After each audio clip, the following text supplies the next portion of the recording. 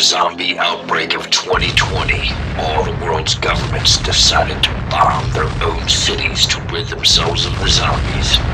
Mankind is all but destroyed. Only a handful of people roam the world. One of them is the Wasteland Warrior.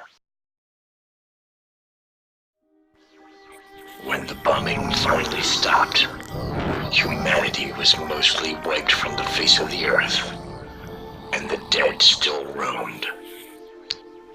And as one of the few survivors, I make it my job to exterminate the dead. Day after day, it never ends.